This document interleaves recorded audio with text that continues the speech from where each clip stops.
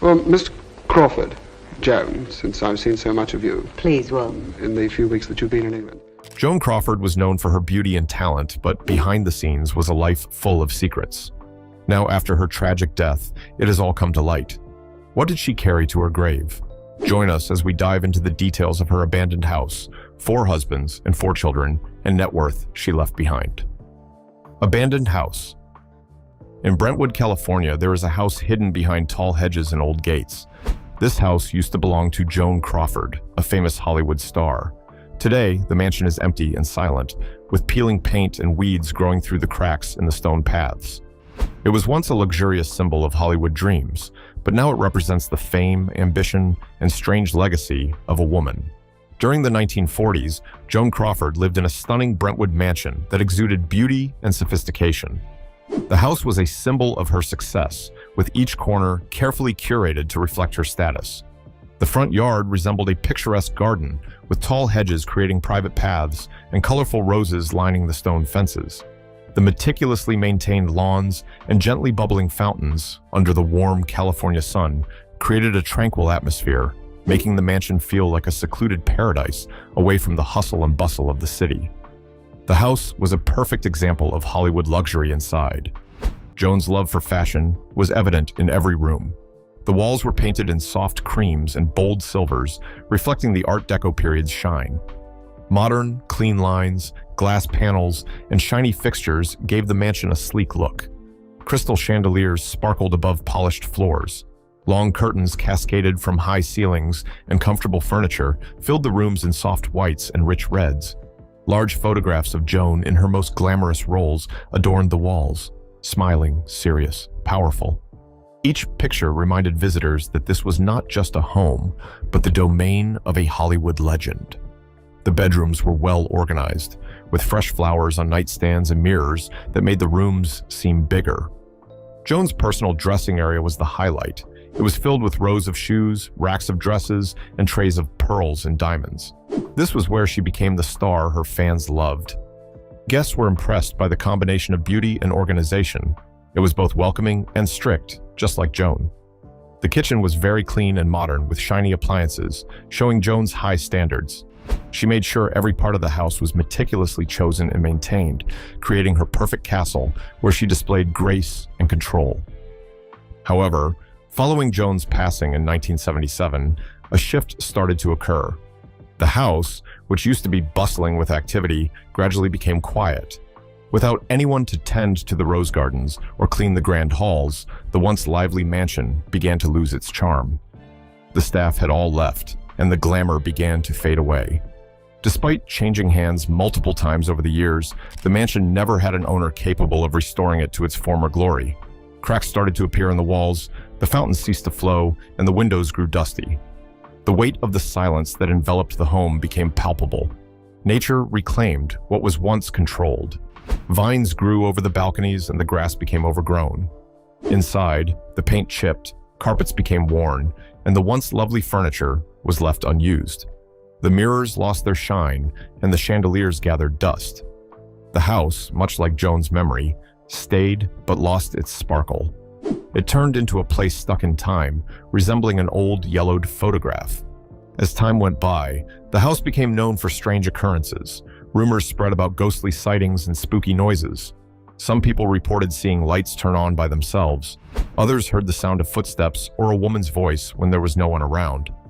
Fans of Joan Crawford began to visit the house not only to pay tribute to her, but to experience something more than reality. A link to the past, to the famous actress, to the enigma. Some people visited the gate to place flowers, while others attempted to look through the broken windows. Let's dive into her 4 marriages and why none seemed to work out.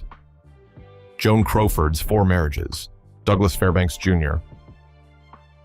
In 1929, during the golden age of Hollywood, Joan got married for the first time to Douglas Fairbanks Jr., the attractive son of a famous silent film star. Initially, they appeared to be a great match as they were both youthful, good-looking, and ambitious. However, their relationship faced challenges right from the beginning.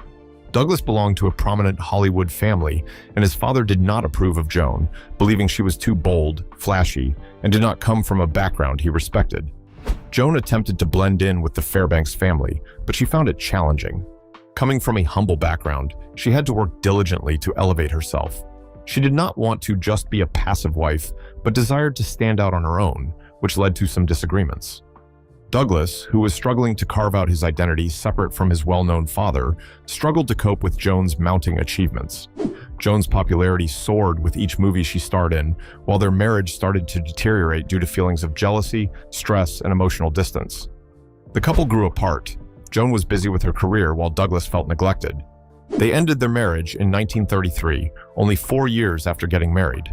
Even though their time together was brief, it established a trend that would continue for Joan throughout her life: a strong desire for love, but an even stronger drive for success. Franchot Tone. In 1935, Joan tied the knot with actor Franchot Tone, who was a serious and talented performer with a strong artistic background. Unlike many other Hollywood celebrities, he was more focused on creating meaningful work rather than seeking out fame. Joan was attracted to his intelligence, charisma, and the possibility of a deeper emotional connection. Initially, everything looked positive. Joan played a role in advancing Franchot's career in Hollywood. However, issues began to arise. Joan was assertive and enjoyed being in control. She preferred things to be done her way, whether on set, at home, or in her relationships. Franchot started to feel suffocated. He desired freedom to express himself, to be creative, and to just be himself. But Joan demanded constant focus and backing. This dynamic led to a breakdown in their relationship. Their arguments happened more often. Joan's feelings of envy, changing moods, and strong desire to succeed conflicted with Franchot's desire for tranquility and freedom. He started spending more time away from their home. She shifted her attention back to her job. The love they once had, which was affectionate and full of hope, turned into indifference. They ended their marriage in 1939, leading to more sorrow and letdown. Philip Terry. Joan got married for the third time in 1942, when she was still a popular actress but facing more competition in Hollywood. She married actor Philip Terry, who was a calm and polite man. She hoped he could provide the stability she wanted. This marriage was more peaceful and less dramatic. Joan believed that a simple and gentle man like Philip could give her the happy home life she had always wanted. Together, they decided to take in a son and seek a life away from public attention. However, problems resurfaced. Joan's desire for control and perfection remained unchanged. She took charge of everything in the house, including decorations and parenting choices. Despite his kindness, Philip was not assertive enough to confront her. As a result, he started to withdraw emotionally. Joan wanted Philip to be more engaged, emotionally connected, and committed. Philip felt pressured and distanced himself, leading to Joan's frustration. Their relationship started to feel monotonous rather than romantic. In 1946, they quietly ended their marriage without the dramatics of Joan's previous relationships, but the sadness remained. Alfred Steele. Joan got married unexpectedly in 1955 to Alfred Steele, who was the chairman of Pepsi-Cola. At that time, she was no longer a young starlet like she was in the 1930s and 1940s. Hollywood had changed, with younger actresses becoming more popular. I can still manage it quite well. That's not really I think this is far more sexy than complete nudity. I don't know about you men. Despite still being glamorous and proud, Joan wanted to remain relevant and was looking for someone who could match her level of influence. Alfred was a rich, smart, and respected businessman. Getting married to him meant leaving the film industry and entering the business world. Joan became heavily involved with Pepsi, going to meetings, giving speeches, and traveling with Alfred. It seemed like she had found a new direction in life. Instead of glamorous movie outfits, she wore tailored suits and embraced her role as a company representative with the same enthusiasm she had for acting.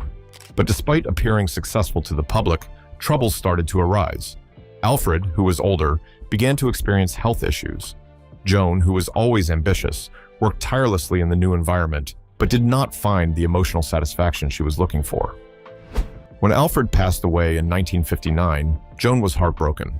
To make matters worse, Pepsi removed her from the company soon after. She not only lost her business partner, but also her newfound position of authority. Alfred's death made her feel even more isolated. She tried to remain strong, but his passing had a profound impact on her.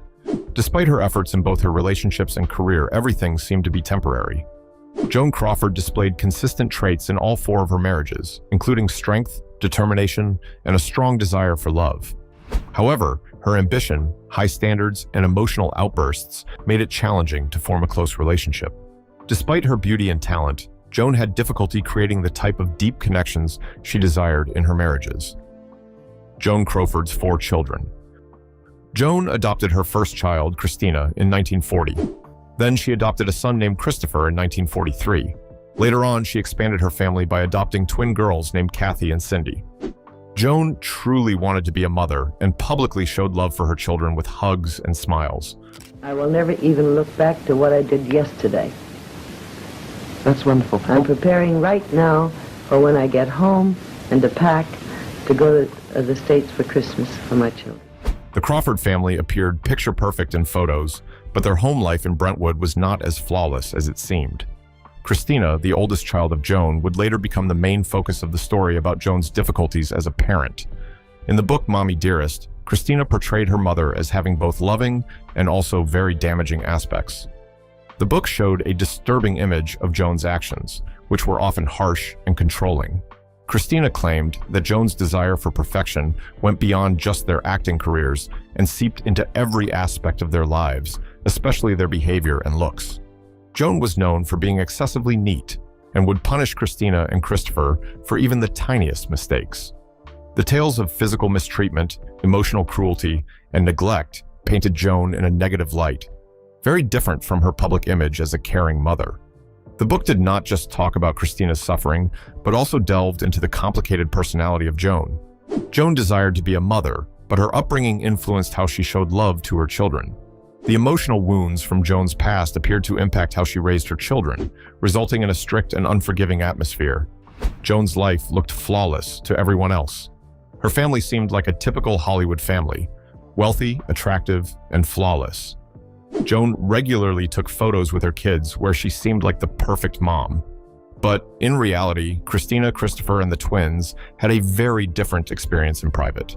The difference between how Joan was seen in public as a loving mother and the disturbing claims of mistreatment was shocking. Although she was famous for playing strong and glamorous women in movies, behind the scenes, she had a much darker side. Publicly, Joan presented herself as a caring mother who only wanted what was best for her kids.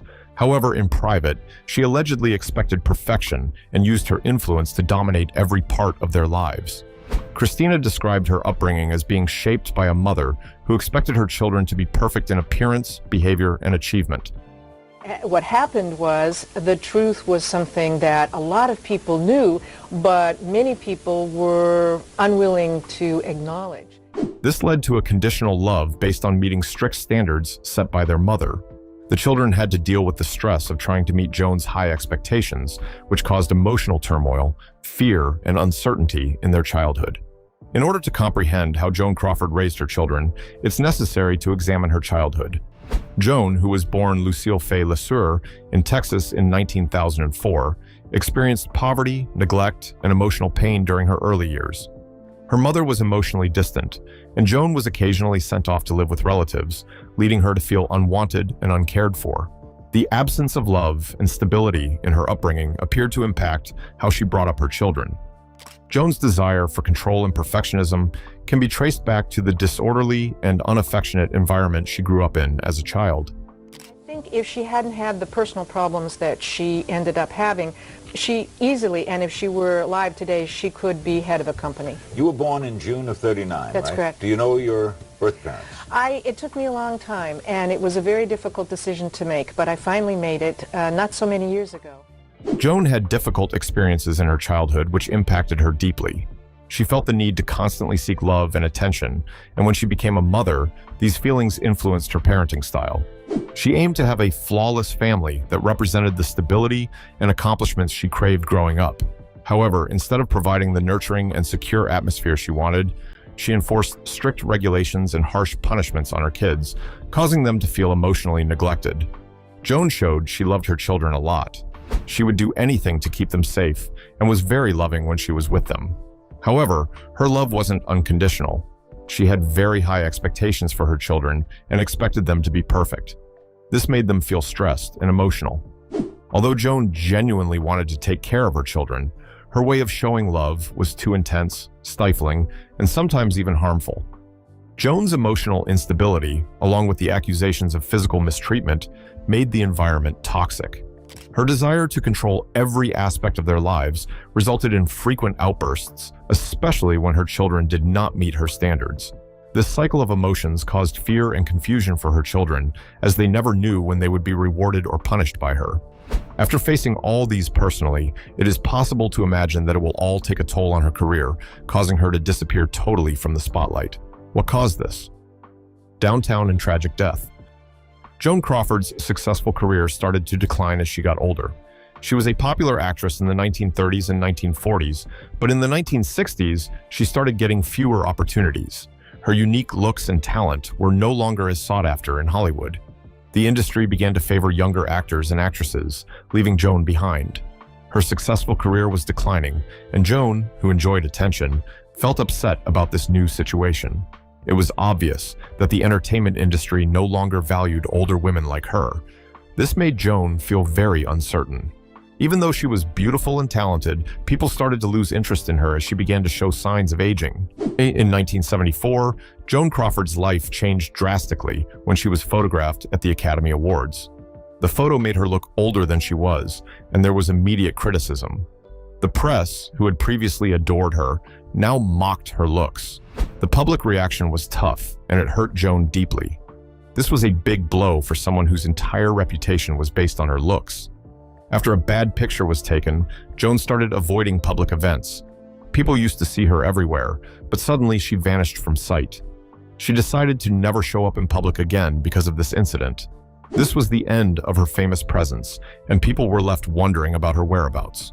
Joan isolated herself and became a hermit.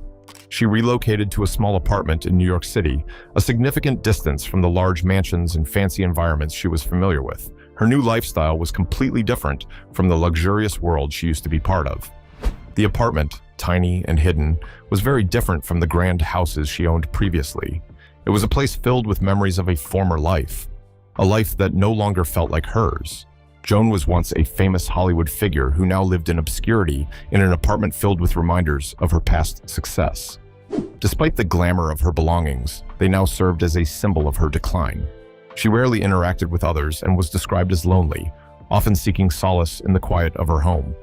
During the last years of her life, Joan Crawford may have felt the burden of her declining reputation.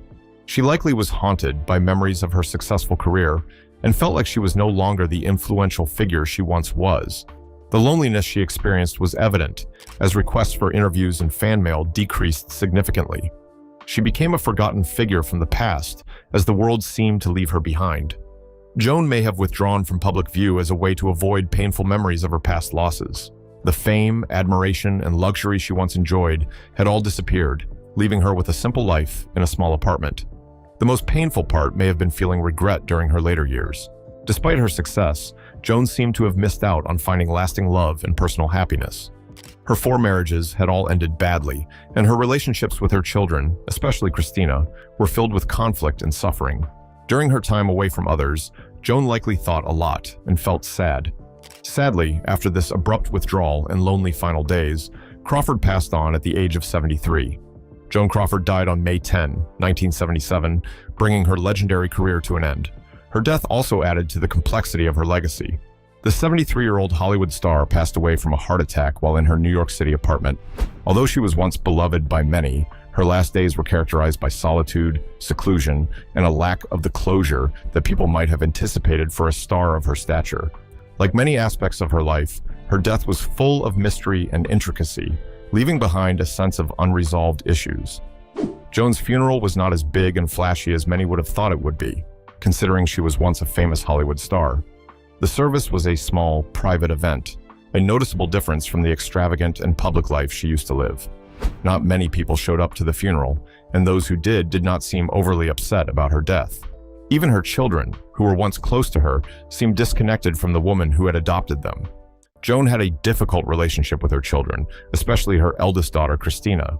Their troubled relationship was made public through the book Mommy Dearest, where Christina expressed her negative feelings towards her mother. Anything you want, I promise. Tonight, on camera, Joan Crawford was the movie land image of motherly love. Behind the scenes, Christina did not attend her mother's funeral and seemed to show little sadness at her passing. The book portrayed Joan as a strict and sometimes abusive mother, highlighting the strained bond between them over the years. Christina appeared to have little emotional reaction to the loss of her mother, who had played a significant role in her life. The death of Joan Crawford caused a permanent division within her family. When her will was revealed after she passed away, it surprised Hollywood and her surviving children. Joan decided to exclude Christina and her son Christopher from her will, stating that they were cut off for reasons they already knew. This blunt message showed how strained their relationship had become, leaving people curious about what had gone wrong between them. The details behind this decision were never clarified, but it appeared there were deep-seated problems between Joan and her children that went beyond the usual family dynamics. The aftermath of Joan Crawford's will affected more than just her family. Hollywood, which had been interested in Joan's life, was shocked when they learned she had disinherited her children. However, for those who knew her well, the coldness of the will was not a surprise. So, at the time of her death, what was her net worth, and who inherited all of these? Net worth left behind. When Joan Crawford passed away, it was believed that she had around $2 million in total worth. Even though this may seem like a significant amount, it was less than expected for someone who had been a top-paid actress in Hollywood for many years. Adjusted for inflation, her net worth would be around $10 million today, which is still not a huge fortune compared to other famous actors of her era. So, what happened to all her money, and how did she lose it? Joan was known for being generous and had given away some of her wealth while she was alive. She gave a large part of her fortune to her secretary, who had been loyal to her for many years. This secretary was one of the few people Joan trusted, and she made sure in her will that her secretary would be taken care of for the rest of their life. Joan also had a history of supporting charities and continued to donate to causes related to children and the arts. She wanted to be remembered for her kindness and contributions to society, even though her personal life had been emotionally challenging. However, Joan did not leave any of her fortune to her children, Christina and Christopher, because they were disinherited. Joan's will mentioned that they were being cut out for reasons known to them, even though she had earned millions during her career. Crawford died, and I was disinherited. There was a lot of sort of nasty, why does she disinherit her children, whatever. This came as a surprise and highlighted the emotional distance between Joan and her children. Christina, who later wrote Mommy Dearest, claimed that Joan was emotionally abusive, and the disinheritance worsened their relationship. Joan's death marked the end of a family filled with pain, misunderstandings, and unresolved issues. Joan left a complicated legacy. She was incredibly talented and dedicated to her acting. Her roles in movies like Mildred Pierce won her an Oscar, and she was known for her glamour and ambition. Despite her success, Joan had a troubled past that affected her relationships with her family and others. She came from a difficult upbringing, which influenced how she handled motherhood, marriage, and fame. Joan pushed herself and those around her too hard, and her controlling and volatile nature made it hard to be close to her. She strived to be remembered as one of Hollywood's best, but ultimately faced a lonely and tragic existence in her later years. One of the most haunting reminders of Joan Crawford's life is the house she left in Los Angeles. Situated in the ritzy Brentwood neighborhood, her old mansion used to be a place of sophistication and luxury. Inside, there were Art Deco decorations, well-kept gardens, and walls covered with glamorous pictures of Joan. Just like her successful career, the house was once beautiful and prosperous, but over time, it became neglected and run down. After Joan passed away, the mansion was left deserted, a mere shadow of its former self, mirroring the challenges Joan faced in her life. What used to represent glamour and influence was now vacant, with memories of its past glory slowly fading away. Legacy of the Hollywood Queen. Joan Crawford was more than just a star. She was a powerful presence. During Hollywood's golden age, when the silver screen sparkled with allure and intrigue, her name stood out among the brightest. With her captivating eyes, commanding presence, and distinctive style, she became one of the most influential and discussed actresses of her era. Beneath her glamorous exterior and stylish outfits lay a woman driven by fierce ambition, strict discipline, and an unyielding spirit. She was a true queen of Hollywood, adored by fans, respected by colleagues, and often intimidating to those who worked alongside her. Born Lucille Fay LeSueur in a struggling Texas town in 1904, Her early life was filled with challenges. Her family frequently relocated and financial struggles were constant. Yet, from a young age, Lucille aspired for a better life. She yearned to break free from the hardships of her upbringing and make a name for herself. This ambition propelled her into the realms of dance and eventually film.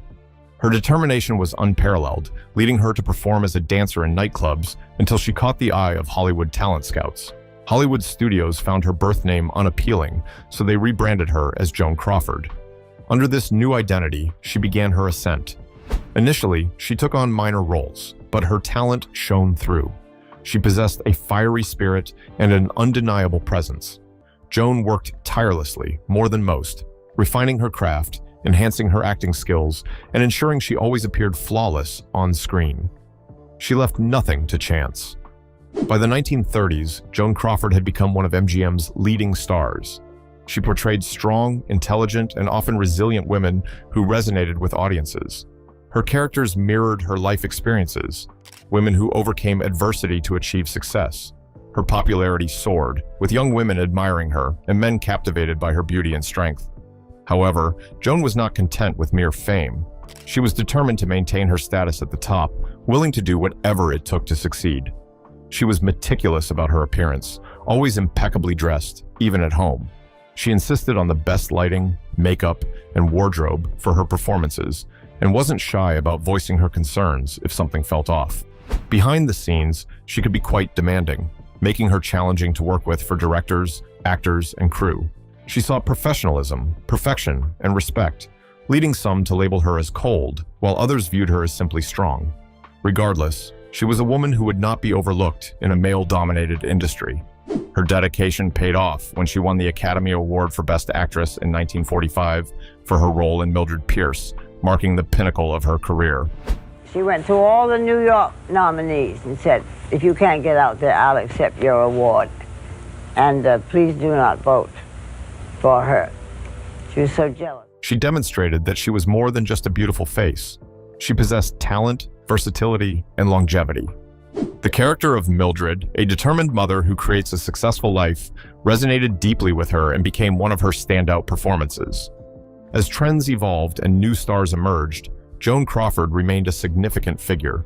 She carefully selected roles that showcased her strength and complexity. However, as she aged, opportunities in film dwindled. Nevertheless, she adapted by transitioning to television, commercials, and even business, serving on the board of a major corporation. While she was adored on screen, her personal life told a different story. Tales of strict discipline, emotional detachment, and power struggles surrounded her. What do you think about the story of Joan Crawford? Let us know in the comments. If you enjoyed this video, like, share, and subscribe to this channel for more celebrity gist. Before you go, watch the other videos on your screen.